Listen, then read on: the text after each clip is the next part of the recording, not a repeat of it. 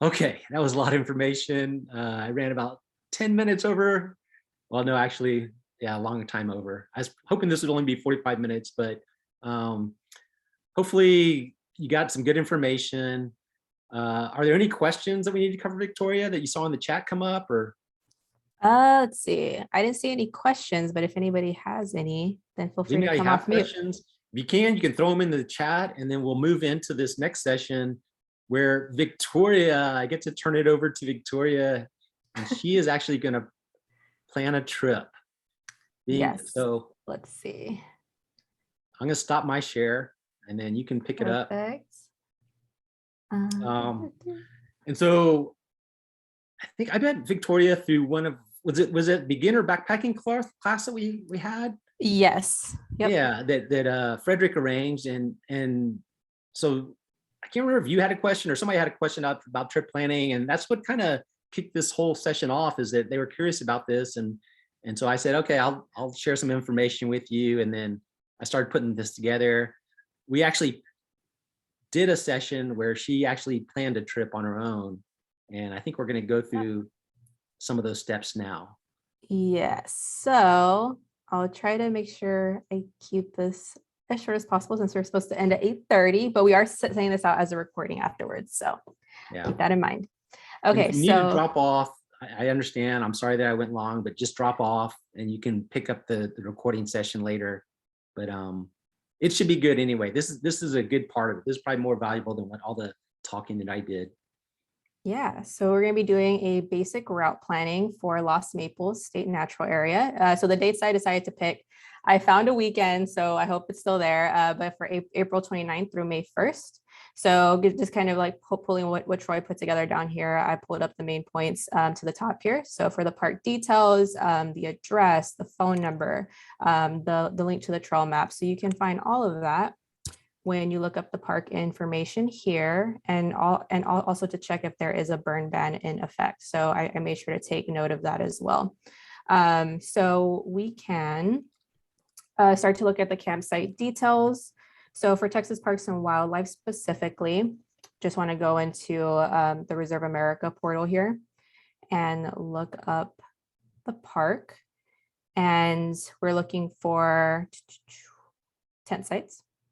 And then number of occupants, I'll just put one here for now, just as an example. And then I'll put in those dates that I said in the beginning. So we'll do that. We'll do 3 days. And then we should get the information to show up here. All right. So we're going to look at the sites that are available. Now, I'm curious as to if anybody in the call right now knows, but for example, we're going to be taking a look at camping at campsite G here. And for some reason for Lost Maples, the tent sites only show in this small section up here. But based off the photos that are shown, it looks like you can reserve for out there. So if anybody knows, put in the chat. So we do have availability here. And so just going ahead, I took note of that in my checklist here. So putting in the dates, the campsite type, we are looking at primitive. So just taking note of that in my checklist here. And when it comes time for me to share this with other people, they know as well. Taking note of campsite costs. So see here for price rate, you have $10 per night, $70 per week. So that is important to know and to share with the people that you're going with. So putting that in there. And then checkout times and check-in times. So you know when you can arrive at the park and when you have to leave your campsite by. So we have 12 p.m. and 2 p.m. And also taking a look at some other things here, the max number of people that are allowed at that campsite, if you have to hike in, and a few other of the details as well. So going to take note of that as well here, 12 p.m. and 2 p.m. And then trip details. So if you're going to bring anybody with you. So for example, if we might have this as an event for a group. So backpackers. And then now we can get into creating our custom All Trails route. So let me open up All Trails here.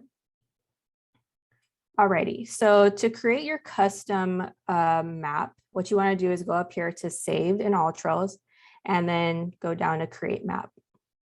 So if you look at AllTrails, when you first log in, there's that big search bar, and that's what most people are used to. They put in a park or a trail that they want to hike, and then it comes up. But this is how to actually create your own map. And so she went to the save and create your own map. Yeah, so it's true. When you do go, then they have some information on the trails and everything. So we're going to save, create map. And so you can do this 2 different ways. You can zoom into where you think the park is. That takes a little bit of time. Or if you go here to draw on map, you can type in the park here. Alrighty, so now we're It's here. so good. I didn't even know that, but Victoria figured that out. Yeah.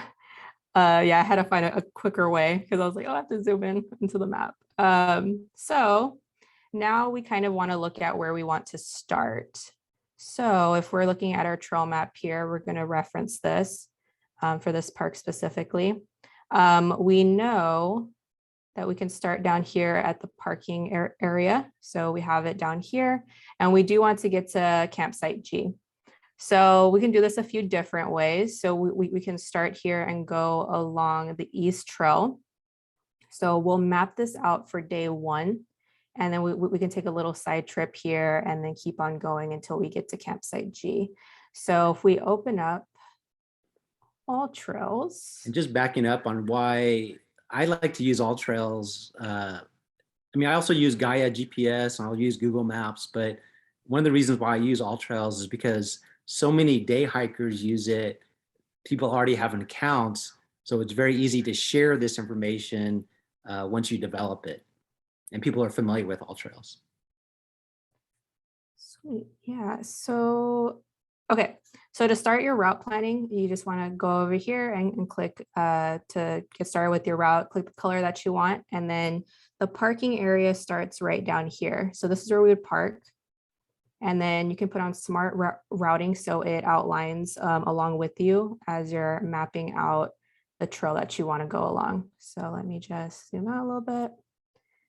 And then you can just keep on clicking and it'll automatically outline that route for you. So we're going to keep going down here, here, and then all the way to area G. So that would be day 1. So if we go ahead and just click save right there. And then we do want to add another section for route 2. So if we go back to our trail map here, on day 2, we can see if it works when I slide it over. We can do this little side west loop trail on the side here. So we can map that out on our map, and we want to do it in a different color so it's easier to keep track of. So we can just click that over there, and then we can start at area G and keep on going all the way around. Perfect. And then we have that for day 2. Save that. And then for the 3rd day, so when we want to leave the area, drawing out the route that we want to take back out. So Victoria. Yeah. One thing I noticed is that that little black dot, it closed the loop, but it didn't get all the way back to your campsite. Oh, gotcha. So it's not a big deal because that's a very short distance of probably less than a quarter of a mile. But if you were doing a longer day hike, you would want to try to get that exact so that you're not, there you go. Let's see if the mileage changes. Change. If not, could I do? Oh, you need to redo the whole loop. I'm sorry. Okay, yeah, no problem. Let's do that. Let's see. But it's just kind of like one of the things about mapping it is if you want to make sure you're doing the correct mileage, then make sure you can actually, there's a little button down there that says close the loop. And if you click on that, it'll actually take you back to where you started. Let's do that. I'll stop it right here and then we'll do close loop. There we go. So you see it went from like 1.5 or 1.6 to 1.9. But at least that way, you know, you're covering all your distance. Awesome. Okay. And then when we take a look back at our map here, in order to get back to the parking lot, we could take a couple of different routes, but we can go ahead and we can map out this one here on the West Trail. So just going down here and back over to the parking lot. So to go back to all trails, draw a map. We'll do this one in blue. And just starting here at area G and mapping that all the way back out.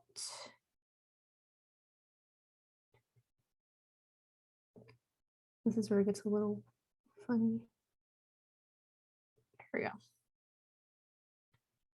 And then we will save that.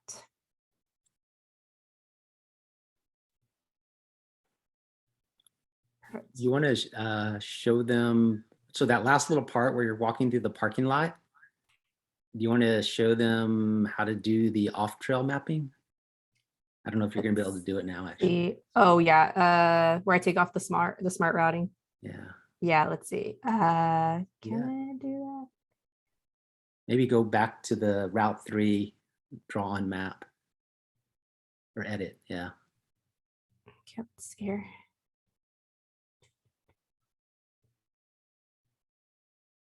Oh, it started a new one. Yeah, it started a new route, but let's see. I can kind of like show it right here.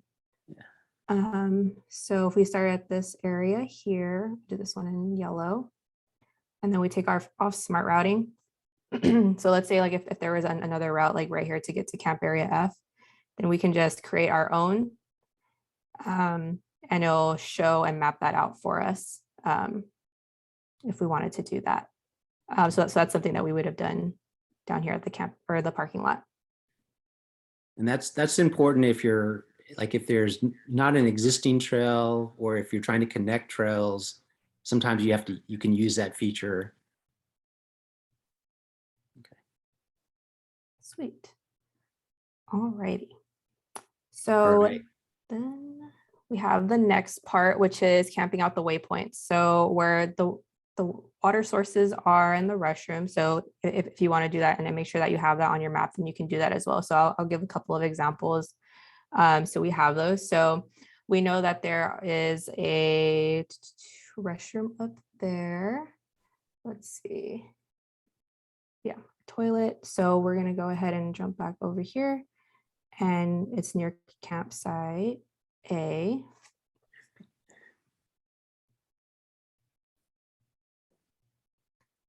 And then we just want to click add new waypoint, and we can do like composting toilet, something along those lines.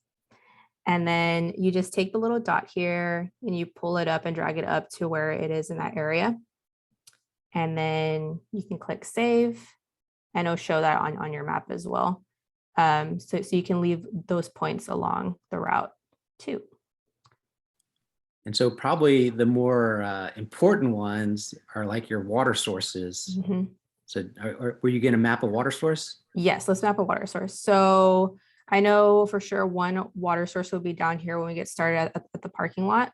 So we can do that. So we'll put in water source, we can do like water source number 1. And then we want to drag that over to where we will get started. Oh, if it moved down here. Oh, it's not letting me drop it. Here we go. And then save. And then we also have another one potentially here in near area C. And we can add one there too.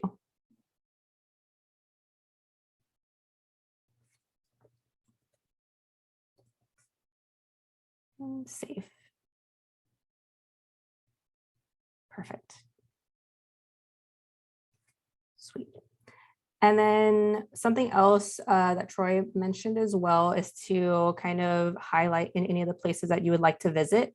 So of course at Lost Maples, there are a few places. So you can take a look here at the trail map and you can look at the points of interest here. So we know that there is an overlook here along this side trail. So we can also like map that out as well, just so we know when we are on our hike, if we want to take a look at that, then we can show that as well.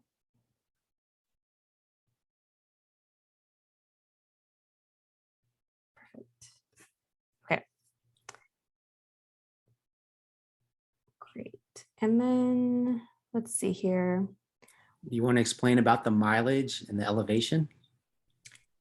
Oh, yes. So the mileage and the elevation is listed down here. So you can take a look and kind of drag your cursor down here, and you're able to see how long of a distance it is for this first route. So on the first day here, and it'll list out the distance and the elevation. So we know that this one's about 5 miles.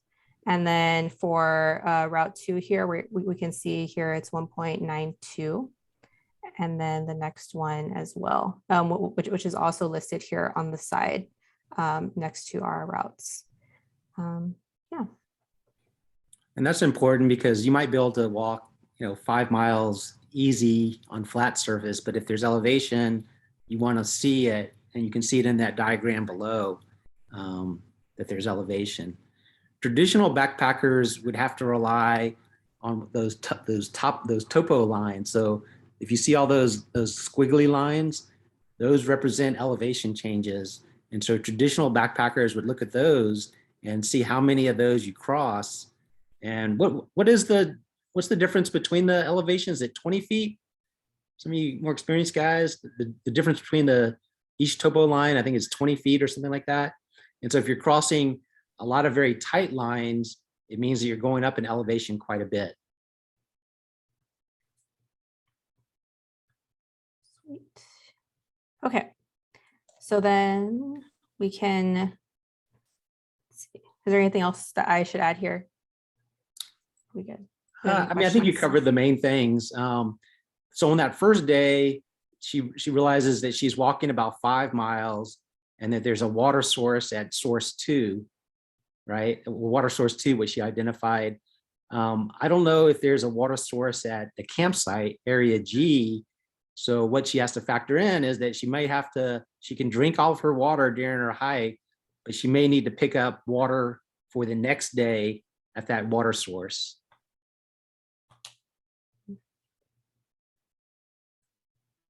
Perfect. And then we just want to save custom map. So I want to make sure that we're saving that.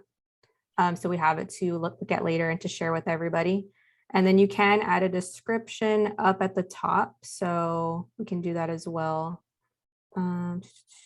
which would be right here.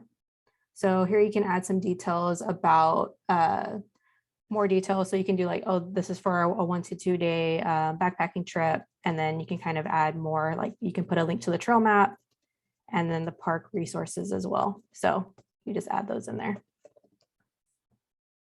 And then save. And then you can like name your map if you want to name it Lost Maples. Oh yeah. Natural area. And then we'll do like 2-night backpacking trip.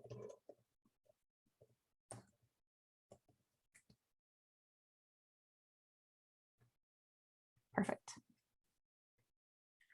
So there's a question asking, does that save as a GPX file? And I don't know if I showed that to you, but you know how to get the GPX file, Victoria? No, I do not. Okay, go to the 3 dots. And then where it says download map. Okay. And you have all these different options that you can download: GPX, CSV, Garment. And so what that is, folks, is basically, it's just data. And then you can take that into another software like Gaia GPS or Google Maps, and you can upload it. And so if you only have access to those, you can use those routes. Or if you have a GPS or an InReach or any of those, just basically any GPS, you can take that information, upload it, and then you can use it while you're on the trail. Good question. Perfect.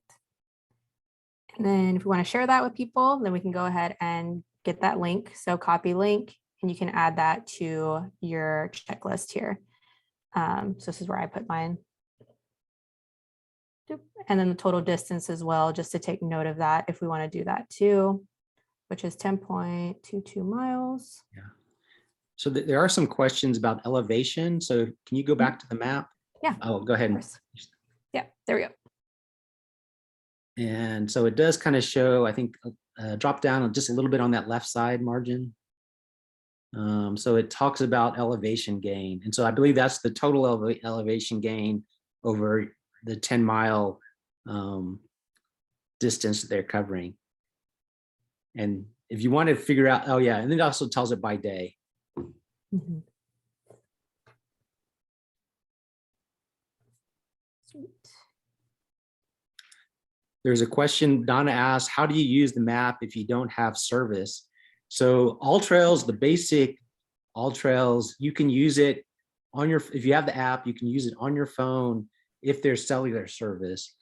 And then if you pay for the All Trails Pro, which I forget how much it is, it's like $30 a year or something, then you can download this map and you can use the app even when there's no cell phone service.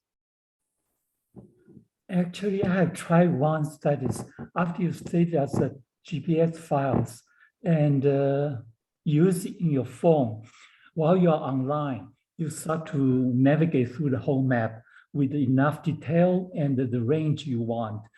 And all this information will be cached into your phone. After that, you can use it offline. And I have tried with the airline mode in the trails around my neighborhood. It seems it works. Yeah. I mean, in the airline mode, it still works, even without the paid subscription. That's right. Yeah. So yeah, if you're really familiar with Google Maps and even Gaia, you can take these GPX files, import them, and then you have to save that segment. And then it'll save for, I think with Google Maps, it's like 2 weeks or 4 weeks or something like that. With Gaia, I think it's longer. And so you don't have to pay for this fee or anything, but I don't know. It just depends on how much you hike and backpack and whether it's worth it to you to have that ability.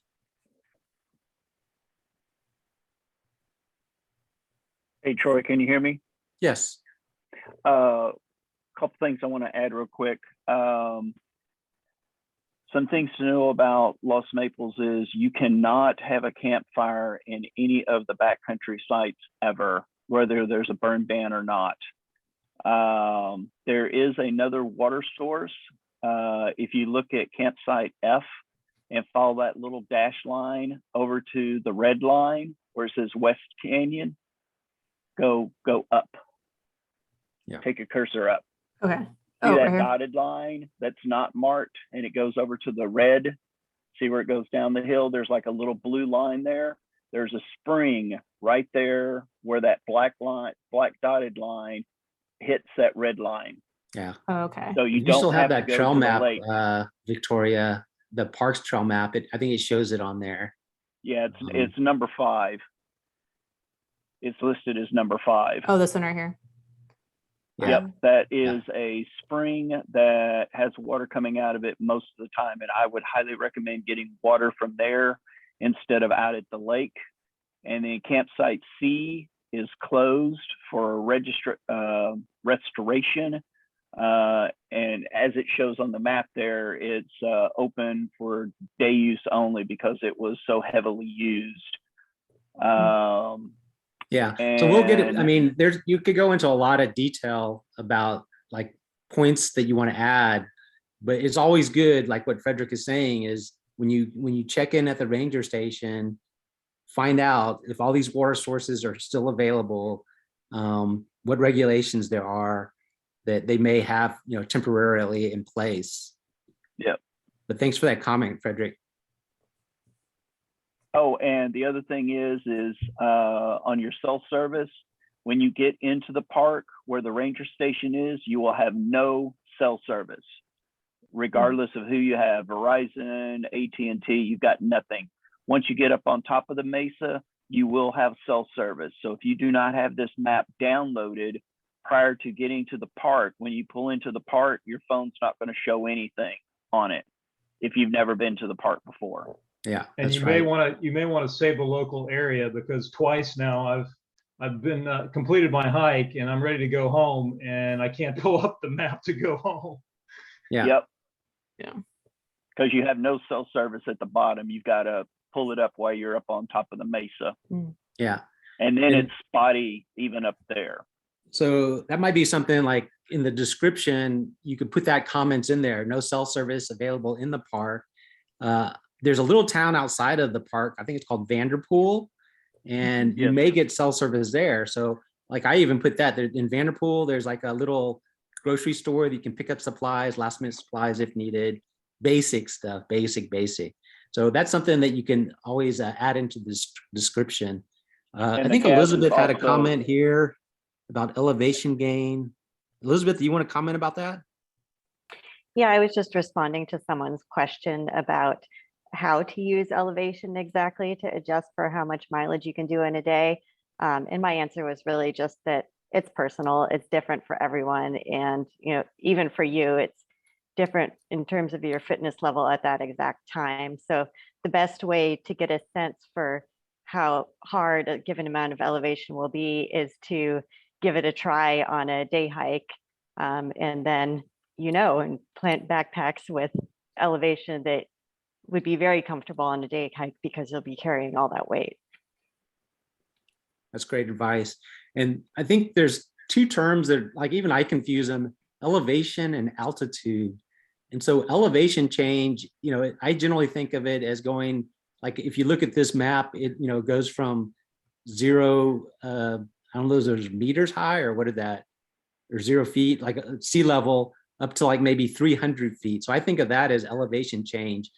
Altitude is, you might be only going up in 300 feet, but if you're at altitude already, if you're already hiking at 11 or 12,000 feet, that little extra bit is different. Just the altitude that you're at where you start, that can make a big difference. So you need to learn a little bit, and that's like what Elizabeth was saying, is you need to learn your own body and how it responds to both the altitude that you're at and elevation. And that's very important for us in Texas, because in Austin, I think we're at like maybe, I don't know, we're close to sea level, maybe a couple We're hundred feet. 700 feet. So We're 700 about feet. 700 feet. And then when you go out to Big Bend, you're going up 4,000 or 5,000 in elevation. Chisos Basin is 8,000 feet. Yeah. Okay, so I'm sorry, Victoria, did you want to continue? Were there some other things? No, I think that covered everything. Yeah.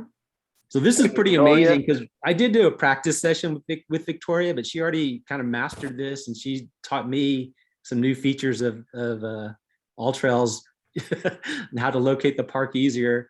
And so, I just use it because I find it easy. It's easy to share, and it gives it most of the detail that I need.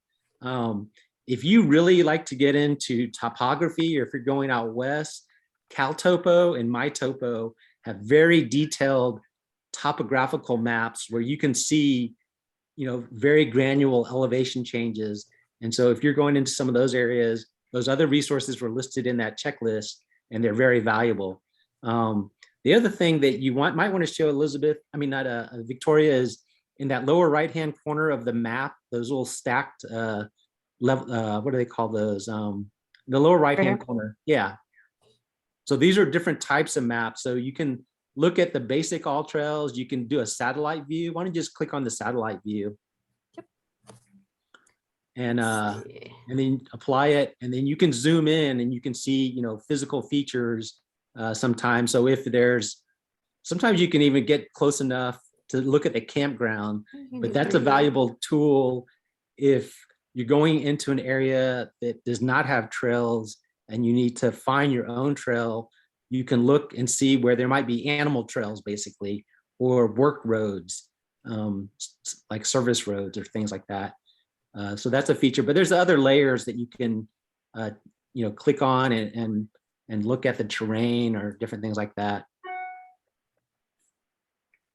And if you go out to Los Naples, there's very few places once you get past Kerrville to get gas, and the gas is very, very expensive, usually $1 more a gallon. So before you get to Medina or Vanderpool, you want to fill up probably at Kerrville. Make sure you have enough gas to get back, because you don't want to be paying $3.50 to $4 a gallon for gas out there. Yeah.